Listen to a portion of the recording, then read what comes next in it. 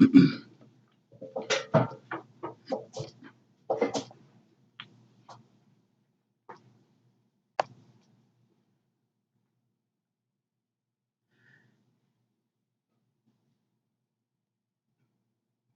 ar-Rahman ar-Rahim.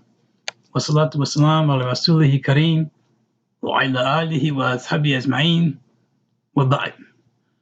Alhamdulillah, and welcome you all to our fourth class from Madinah Book 1 of the Madinah Arabic series from University of Madinah.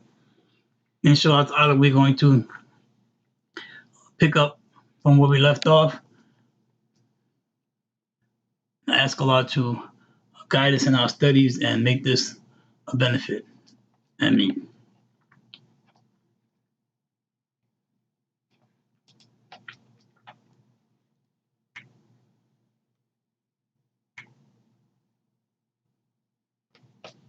Level 2, we call it level 2 because it's the level after learning to read and write the Arabic from the alphabet up. This is our fourth class, Medina Book 1, and we're covering Al. Al in the Arabiya is for the, and the is for making something definite.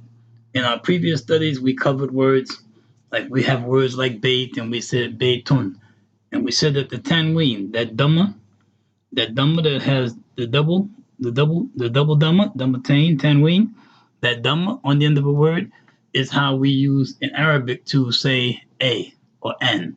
You know, we say a house, we say baitun. And it means that which is general, that which is majhul. Majhul means that which is unknown. It's not clear. It could be any house. Okay. Now we're going to deal with what's definite. Okay, with al.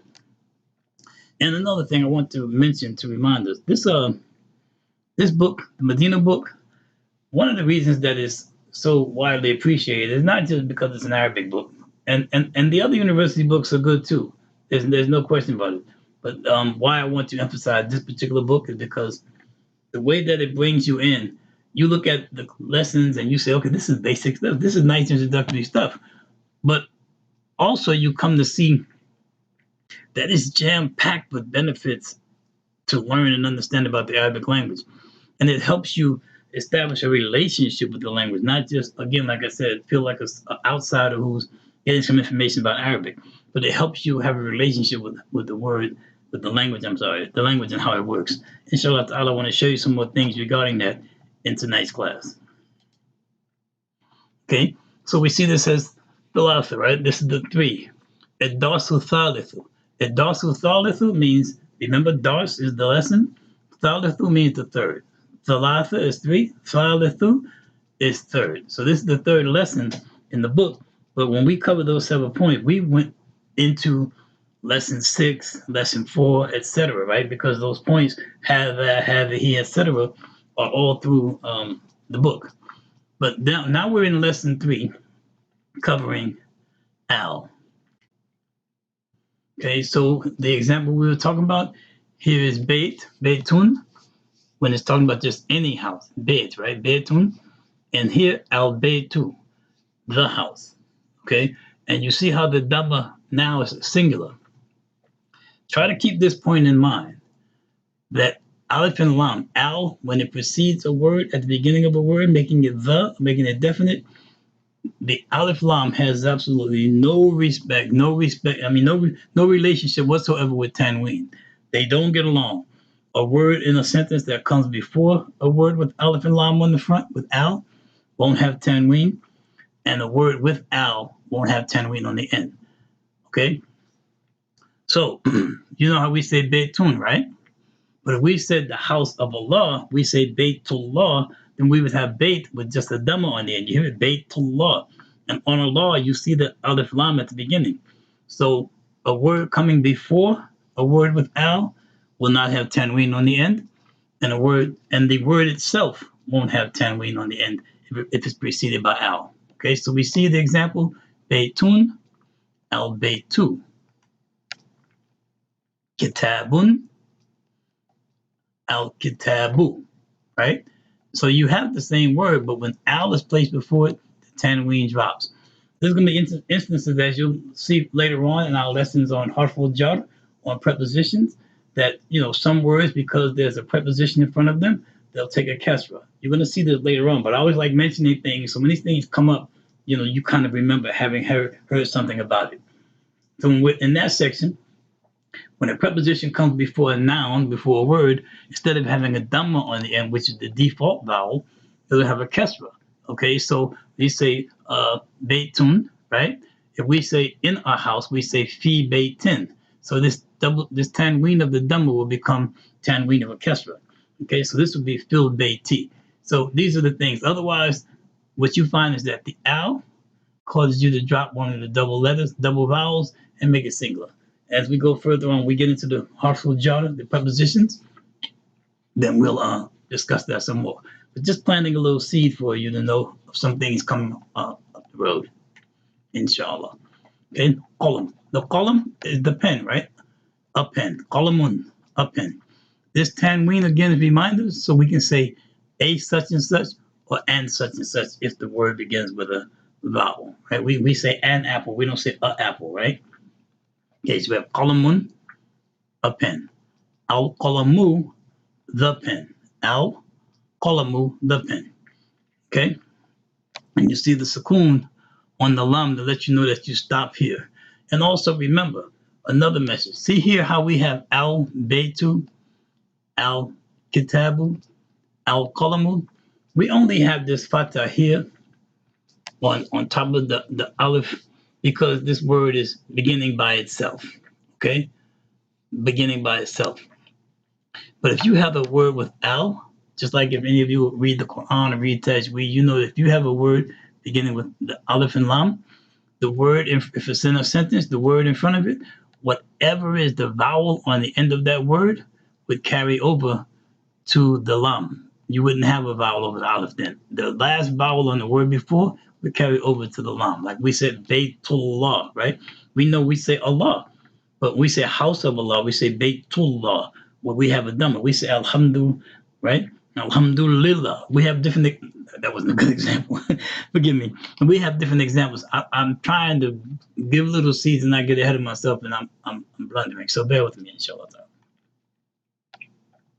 This is something that makes you pretty eager because you want this type of information for people to have, not just going forward, but that helps you understand how things work. And when it helps you understand how things work, when you come in contact with these situations down the road, you'll know what to do. Okay? So here we have jamalun. Jamalun, a camel, jamalun, and we have al-jamalu. So once we put that alif lam there, we take away the double vowel, right? And we have singular. Jamalun, al-jamalu. Okay? So here we have now al-qalamu, the pen. This word here, maksurun. Maksurun means, just as you see in the picture, is broken. And these are the examples that you're going to see as we go. So when you have the noun, like even in the definite,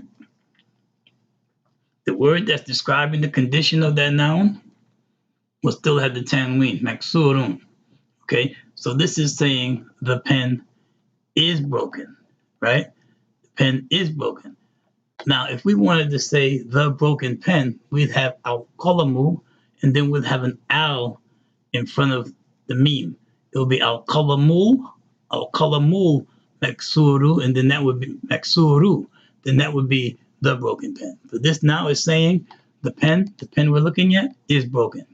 You see, so when you're saying a specific thing and you're saying something's happened to it, you're still going to have tanween. But if you identifying it, like for example, there may be pens in the drawer, and I say, I need you to get that pen for me. Someone might say, which pen? Right? I'll say al-qalamul maksuru, the broken pen. Okay. Otherwise, if I'm just giving you some information, you say, use the pen over there, and I look at the pen and I say al-qalamu maksurun. I'm saying to you, the pen is broken. What am I going to do with the broken pen? Okay. So you're hearing the difference? And remember, we move it this way because you can always take advantage of rewinding the video later, making your notes. If you miss anything, play it back. Maybe something caught your attention and you missed it, but you want to use it. Okay, take it back, review the video. Alhamdulillah for videos. Okay, al-babu. We said babun, right? A door. Al-babu, the door. Okay, now here, maftuhun. Maftuhun. Okay, this is the door is open. Now I want to show you something here. This root, kaf, sin, ra, referring to a condition like to break something, have something in a certain state. And here you have the root letters fa, ta, and ha. And we know that these are the root letters that refer to opening, right? Like fatiha, right? So forth and so on, like to open the door, fatah, right? So we talked about in previous lessons how the meme, when it's placed in front of a root letter, a root word, it has three forms. When you put the meme with a fatah in front of the root word, you get the place where a thing is done. Like we make sujood, the place where it's done is masjid, right? See the meme fatah in front, masjid. When you put a kesra with the meme in front of a root word like here, right? Maftuhun, the root word fataha, when you put the meme in front of that word with the kesra, it refers to the tool that's used to do it. So the tool that's used to open something is what? A key, right? So we've learned that key is miftah, miftahun, right? Miftah. And then we learned that meme with a dhamma refers to the one who has the characteristics described in the word, right? So we said, for example, Islam, Muslim, right? Islam, Muslim. Meme dhamma in front, right? We said that a dars is a lesson. We said the one who conducts the dars, the one who has those characteristics, is the mudarris. See, the mudarris. So now I want to show you how this is an instance where you have an adjective describing a situation or a circumstance, but it's a circumstance, for example, that is a condition. The condition could change or it may have changed, right? When you're describing a condition of a noun, for example, you may find the meme with a fatah, okay? So you see, you have the word for breaking, to break something, you have maksurun. This word means the pen is broken. Here you have maftuhun. It's saying that the door is conditioned, is that it's open. Okay? So you have al-babu maftuhun. Okay? And if someone says, which door should I go through? And you want to tell them the open door, right? Then you'll say al-babul. You put the alif lam here in front of this meme. You'd have alif lam, al-babul, right? Maftuhu. Then you're saying go through the open door. But now in this state, you're saying the door is open. Tanween, the door is open.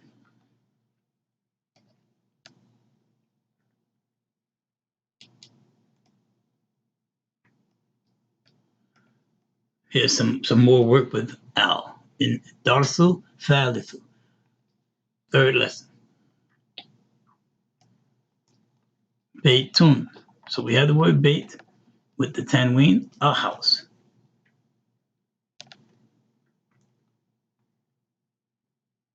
We place al in front of it, and we get al-baytu, al-baytu, al-baytu.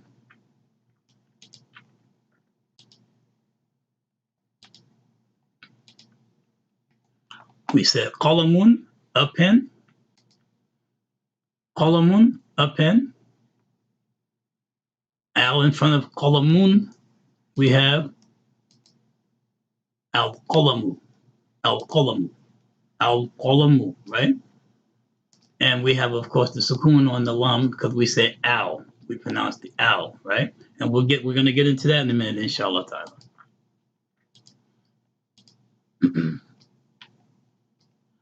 Jamalun, jamalun, a camel, a camel. We put al in front of it, we have al-jamalu, right? See, jamalun, the tanween, because it's just any camel. We're talking about a specific camel, we have al-jamalu, When al is placed at the beginning of the word, making it definite, you drop the tanween, singular dhamma. We getting it, right? We're getting it. Okay. Now here, al-qalamu, the pen, al-qalamu, the pen. And we said, now see, al-qalamu. Now this is what I want you to see. Watch the combination. See, before we said that if we had this by itself, it would be al-maksuru, right?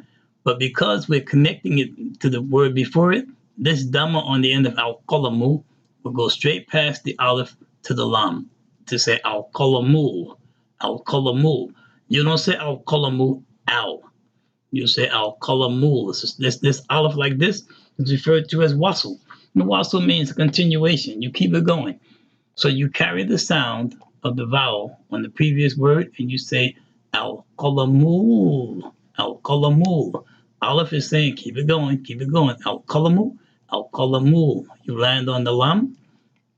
It will be ordinarily sukoon here. You land on the lam. And then you say mak, right on the sukoon, maksurun.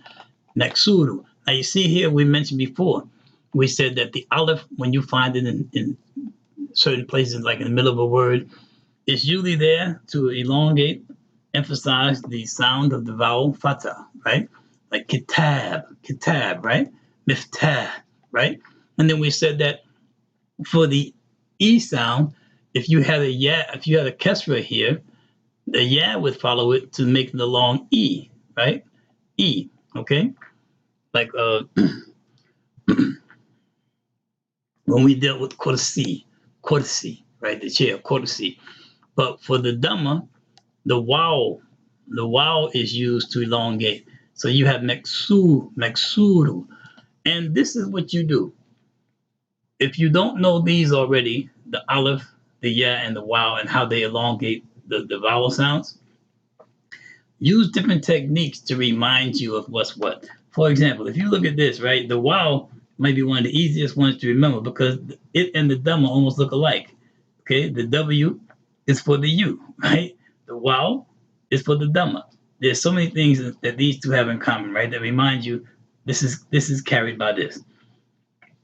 The aleph is like the aleph is the first letter of the alphabet. Even though aleph is not a power holder of its own, people usually associate it with a, like arna, because of the fatah going on it. So aleph being the first letter of the Arabic alphabet, and a being the first letter of the English alphabet, that may be something that we may remind you that aleph is carrying a, aleph is carrying fatah, right? And the ya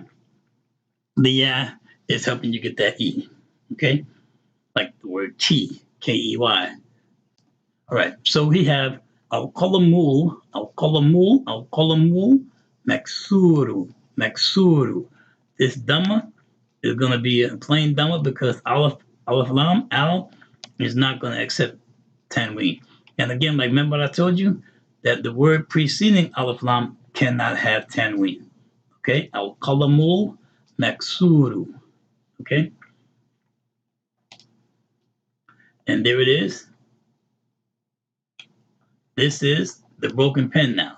Before, when we had this just al-qalamu maksurun, then this was the pen is broken. But now we have this being identified as the broken pen. Okay, all definite. Al-babu, the door. And we said maftuhun, right? This is the door is open. The door is open. And sure enough, this door is open, right? If we wanted to do like what we did with the previous, we'd say al-babul maftuhu. Al-babul maftuhu, not maftuhun. And then that would be that the door, the open door, excuse me.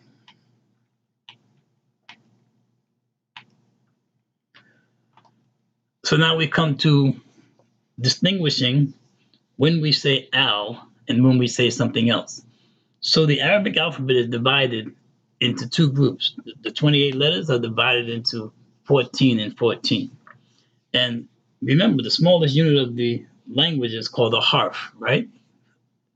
So in this case, the alphabet letter is also called harf. What you're seeing here, al-huruf, it means the plural. Okay, huruf means a bunch of harfs or more than one or two harfs, right? Hurufu, hurufu, qamariya. Okay, so qamar, the word qamar, not like khamar, but the qamar means the moon. Khamar is intoxicants, right? Alcohol.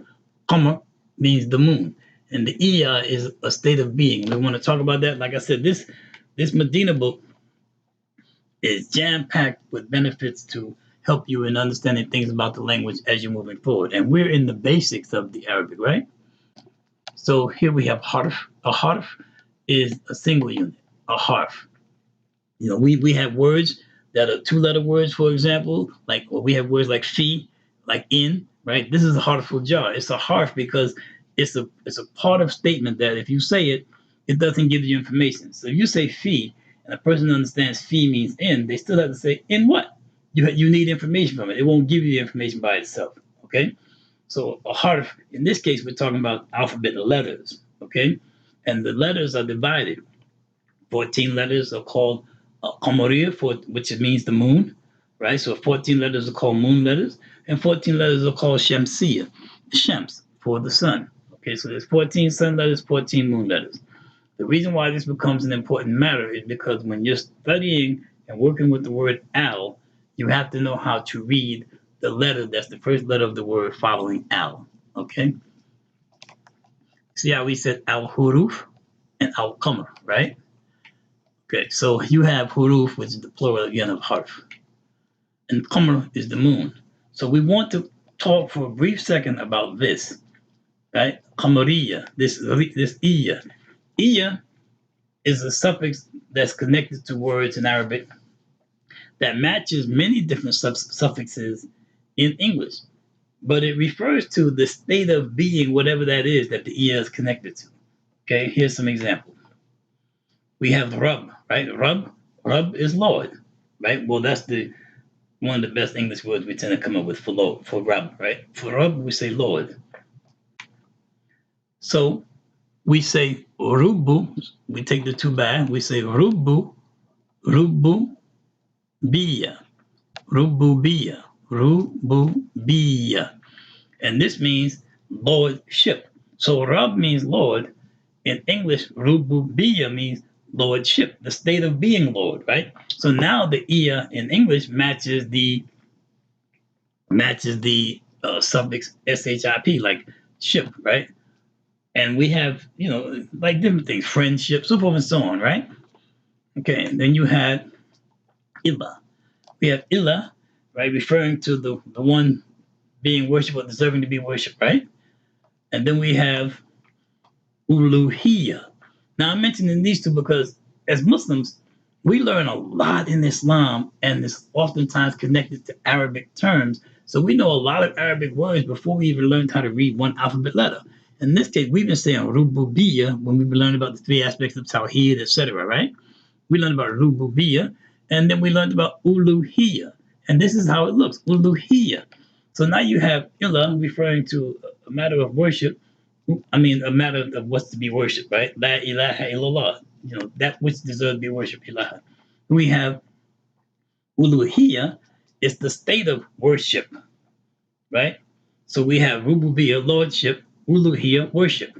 So again, we still have the same suffix, ship, right? But it means the state of it. It's not just rhetoric, it's not just words, see?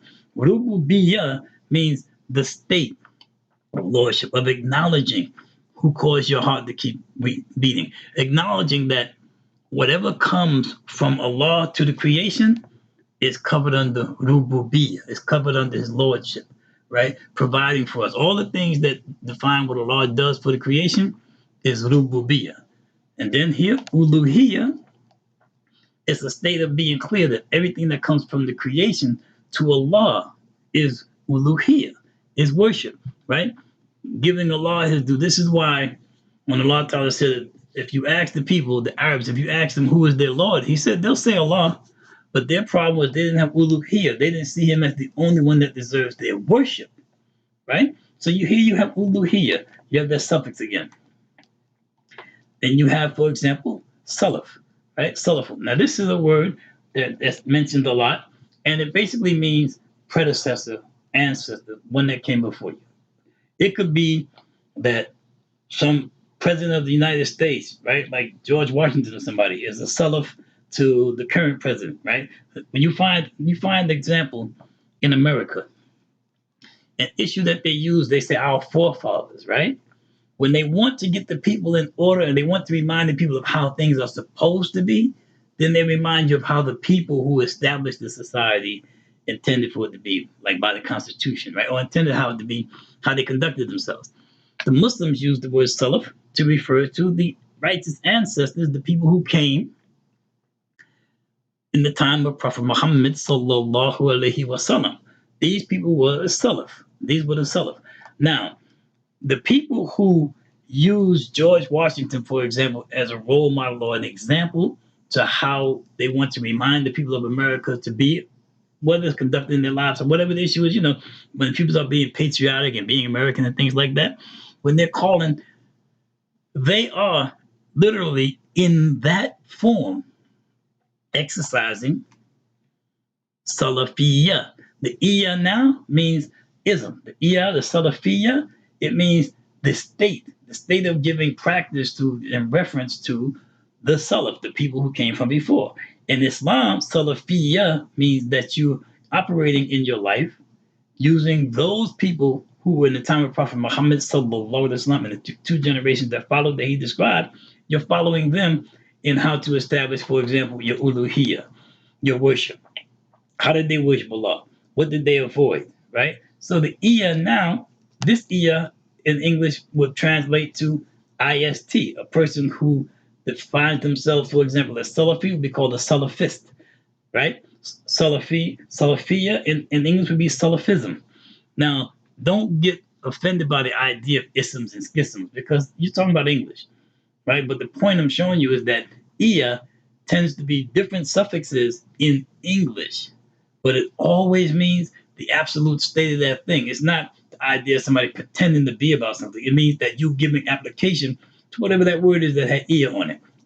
And so another example is Salafiyya doesn't mean part of a clique or a crew or a gang or a group, right? In terms of sex, it means that you are giving application. If you want to know how they celebrated Eid, then you're going to practice Eid, how you found they celebrated it. You find that people, they get together for the Eid and to Allahu Akbar, Allahu Akbar, Allahu Akbar, La ilaha illallah, and you hear this loud, everybody all together, sometimes following one person, right? But the companions, when they came for the Eid, when they came out, each person is starting to recite the takbir from their home. So if three people get to the masjid at the same time and they've been reciting takbir from their home, the chances are very slim that they're all going to be saying it in sync, right? So this brother sits down, he's saying Allahu Akbar, Allahu Akbar, and this brother's saying Walillahil hamd. So people are at different points. It wasn't like this group. So how do we recite the dhikr for Eid and things like that? That's what it means. Iya means applying yourself into it for real and not just in words, inshallah. And we have, right, ibadah. Ibadah is worship, right? Ibadah.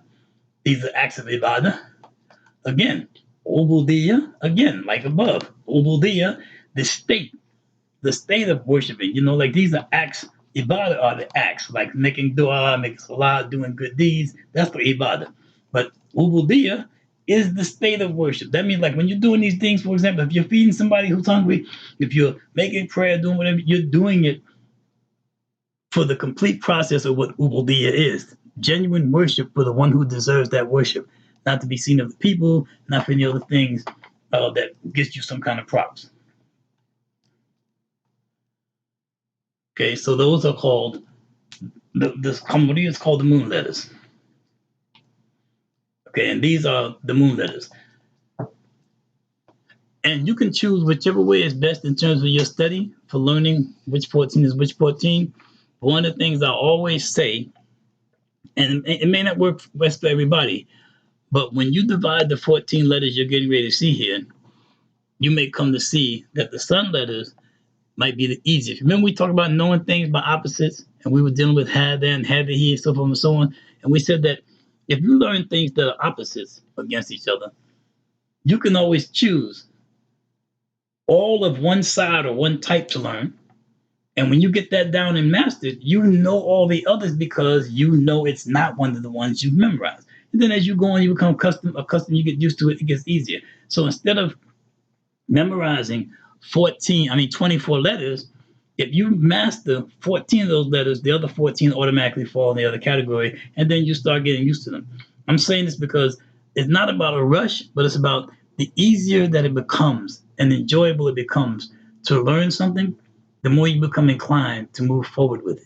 When it's just one big struggle and I don't know where to go, how to start studying it, you find yourself being of those who pick it up, drop it, pick it up, drop it, and not fulfill what you're capable of getting by Allah's permission.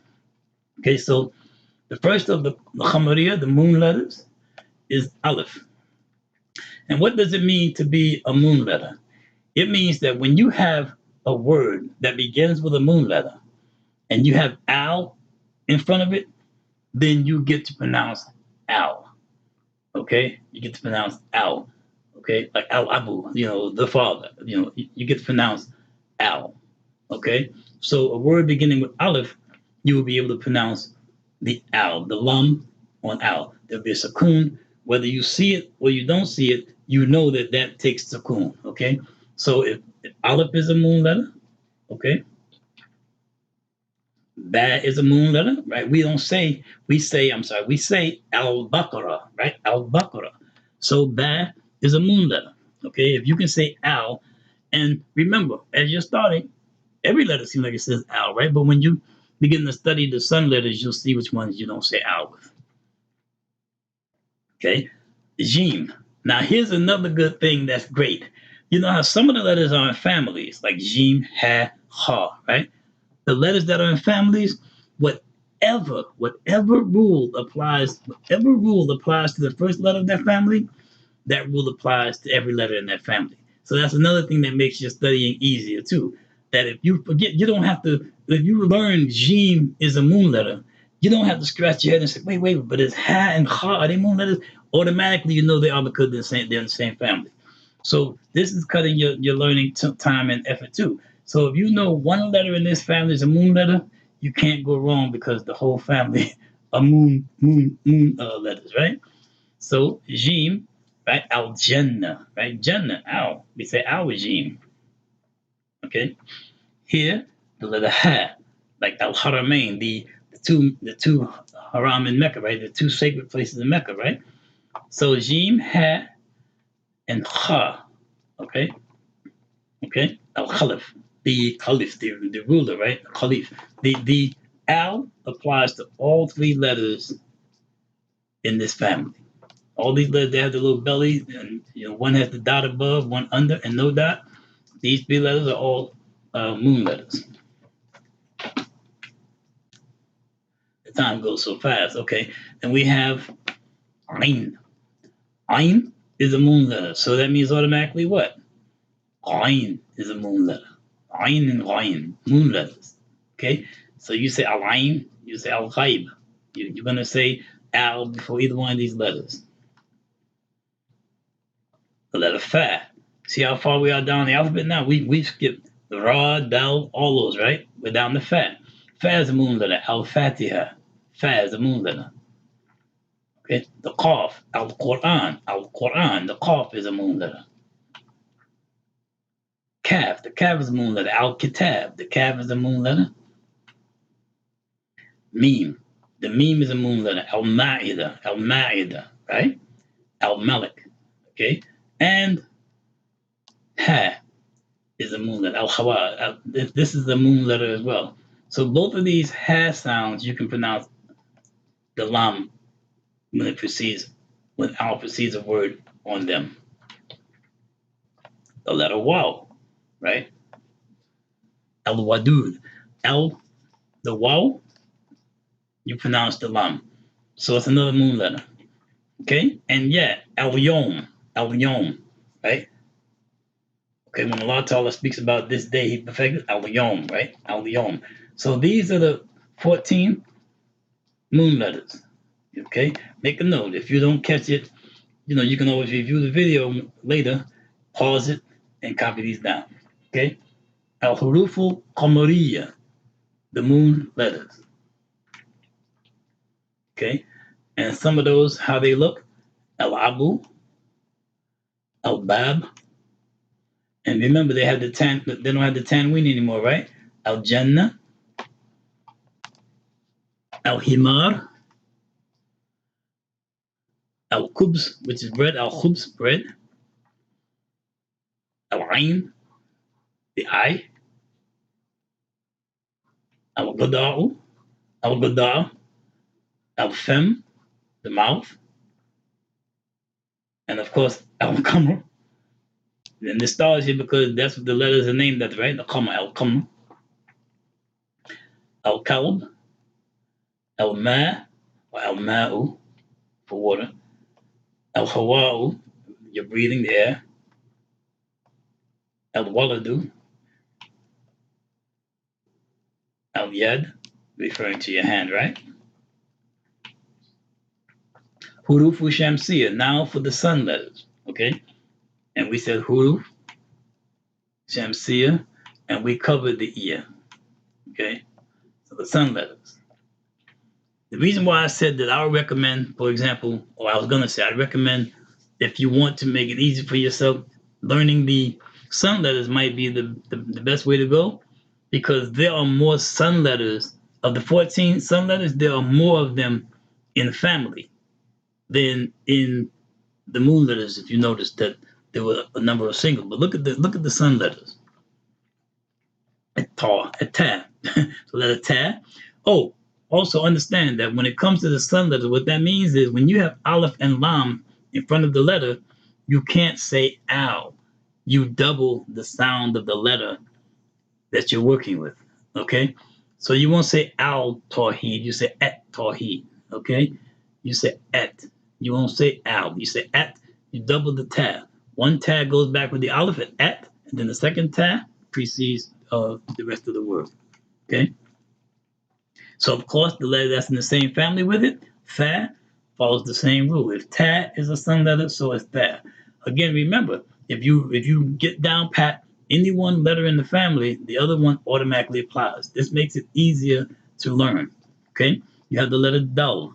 So if dal is a sun letter, that means automatically what? Thou, right? It's just the same letter with a dot in terms of being in the family. See, the difference in the letters in the families, as you notice, would be the nukta, the letter, the number of dots on it, or the absence of a dot. But their shape, they're the same, basically family. Okay, thou and thou. Of course, ra. And what else is in this family with ra? Za or zay, right? Same family. These are some letters. You say ar-Rahman, you don't say al-Rahman, right? Okay. You say ad-dar, ad-darsul, right? Ad-darsul awal. The first lesson, ad-dars. You don't say al-dars, see? So whatever you don't say here, you don't say here. If you don't say al on ra, you don't say al on the z.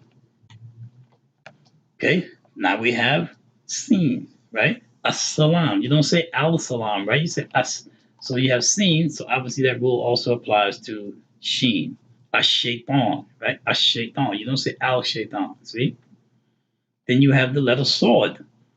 So obviously, which is for salah. Hayala salat, not hayala salat, right? Salat, right? You have the sword. So obviously, this letter that matches it also has the same rule. Dod, right? Dod. Okay? So you have the tall, right? You have tall, like in talib, tabib, right? You say et tabib. You don't say al tabib. And you also have the law. Law, this you have, same family. You notice how, since we've been in the sun letters, every one of these letters, they're connected in families. Ta, right? Del, vel, rose, sin, sheen, salt, dod, tall, law, right? Look at how many families you have already that makes it easier to learn because you just have to know the rule of one letter in the family and that other letter is automatically part of that rule. Okay? Just like how we have letters that, stingy, there's other names people refer to the letters. The letters that they connect to the letter that comes in front of them, right? Like here, see the raw, how it connects to the ha, but it doesn't connect to the wow, right? And how this wow, if it was here, it would connect to this, but nothing comes after it. These are, stingy letters. There's no, they call them naughty letters, stingy letters, but you notice these letters, they don't connect to the letter that follows them, right? There's 6 letters like that. And again, those that are in the same family, that rule applies too. The dal doesn't connect to the letter that follows it, so thou won't. Ra doesn't connect to the letter that follows it, so zay won't, right? That's 2 of them, right? And what else we have?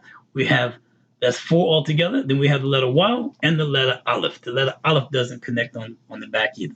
So you see those that follow a certain rule, whatever's in their family with it follows that rule. So look at all the families we have already, and we're at what, 12 of the 14 sun letters. And then we have lam, right? Lam is a sun letter. That's why you'll have the aleph and the lam, then you have another lam after that lam. That first lam is getting skipped over to get to the lam. Okay? So you have a word like Allah, right? Allah. You have the aleph is going past that first lam that you see, and it's hitting the second one that has the shada on it. You notice how when you look at Allah, the middle lam has a shada on it? That's the one you're pronouncing. You're skipping that first lam. Okay? So lam is a sun letter. And then noon, you say and nur. You don't say al nur, right? So look at that. So you only have 2 letters that are not in families to remember, and the rest of these are in families, so you understand that you double these letters when you have al in front of them. You don't pronounce the lam. You don't say al before any of these letters. You pronounce these letters doubled. Okay? And then we have some examples like we showed in the moon letters. And I always say I will do my best to not keep you more than the time agreed upon. So here, for example, you have etajia, right? Etajia. So you have this ta with a shada on it because this ta, the first part goes back with the et. Then you have tajia, okay? Same thing here, okay? Thobe, a thobe, the thobe, right? A thobe, like that. And on. Edikun, the rooster, eddi, right? So if you have ta, you're going to have tha. See? If you have del, you're going to find the same thing happens with del. Al-dhahab, right? Al-dhahab. Then you have here, same thing. Al-raju, so you're going to have the same thing with za, right? Al-zahr. Okay? Like that. So you see the sun letters, they're doubled at the beginning. Instead of the al having a sukoon, you double them. And you make a note. If you didn't catch them all, review the video like I indicated and go back and work on all of them. Learn all of them if that's what you feel like you can do. If you think it's good to use the shortcut and learn the sun letters and master them, so you automatically know the other letters. Take out whichever method works for you. It's just that what I learned in going to school and growing up is that you can make methods for making something stick, making something clear, making something understood, and for helping you, really get past something that might be a struggle. Whether it's math, like real quickly, like with math. Then one of the things that I learned, I realized that you can work with the number 9 in so many ways, right? When you take the number 9 and you add a number to it, it comes out to that number. The 2 numbers going to come out to the number you're adding to 9. So 9 and 7 is going to be 16, right? So 1 and 6 is 7. So like this, right? 9 and 7 is 16, 1 and 6 is 7. 9 and 8 is 17, 1 and 7 is 8. Right? 9 and 2 is what? 12, 1 and 2 is 3. Did I say no? I'm sorry, 9 and 3. 9 and 3 is 12, the 1 and 2 is 3. So I'm saying that to say when I was learning arithmetic as a child, I started seeing that different things have patterns, and I try to find a way to make it easy for me to learn it. The teacher could be talking. The teacher might go into phase. You know how the Charlie Brown cartoon was? How the audience, the adults always sound like wah wah wah wah. Like they're talking in the background, but nobody knows what in the world they're talking about. Sometimes you find you tune the teacher in the class out like that, and you're working this thing out in your head because what she's saying, she's talking professional. I need something that's making it simple. I'm not all of that. So you have methods. So that's why I suggested when it comes to the sun and moon letters that we use that concept, the idea of knowing things by the opposite, gain mastery of one, and then you know the opposite is the other, the one that's not in that group that you learn. And then after a while, you become accustomed to it. You get used to it. And then you start looking and you notice you've been saying different words long before you know anything about Arabic, and it starts making sense to you. Yeah, we don't say we don't say al salam alaikum. We say assalamu alaikum. That's true. We say ar-Rahman, right? We say ad-Dijal. Things like that. You notice that you're not saying al in certain places, and it starts becoming more comfortable on your tongue and starts making sense. It stops seeming alien. It seems like it's something that belongs to you. Okay, same thing here. Okay, so this is where we may need to go because of the time. It's already past 8:45, and this is what we were gonna do for homework. Okay, but we'll pick this up. We'll pick up on this when we come back, inshallah ta'ala. This is what we wanted to offer at this time, inshallah ta'ala. I don't want to rush through the lesson. That there's details that can be presented that helps make it make sense, helps provide a comfortable place with it. We want to get through the lesson, but I don't want to get to the book and say, okay, we finished the book. No, I really want the information to be thorough and start becoming comfortable. This doesn't have to be something that we're outsiders looking at. Remember, before you could read Arabic, how the words in the Quran or any Arabic, any place just seem like hieroglyphics, subhanAllah, seem like calligraphy or other types of things, just nice artwork. But now, when you learn the alphabet, the words start looking more like words, and you learn to read. You see that there are more words. You can see the spaces where the words begin and end, things like that. So we want to take our time and have a relationship with this, inshallah ta'ala. So jazakallah khairan for any of you who have taken the time to join us in this. And if you have any questions or comments, then inshallah ta'ala, then send them to Abu Jamila at yahoo.com. ABUJAMIYLAH at yahoo.com. Send them there, or you can send them to info at Al-Manhaj.com. AL-MANHAJ-3.com. Now, some people have had problems with that particular box. So, if you want to go with Abu Jamila and save the time, that's fine. But I think there's something happening with people, like if you have a Gmail account, Google has been not reading that server as genuine for some reason. So you can send it to me at yahoo.com. So whichever one works best and most comfortable for you. Send your questions or statements or comments there, criticisms, advices, whatever the case may be, send them there, inshallah ta'ala. And I respond as soon as possible, inshallah. Having said this, أقول قال هذا أستغفر الله ولكم. I seek Allah's forgiveness for me and for you.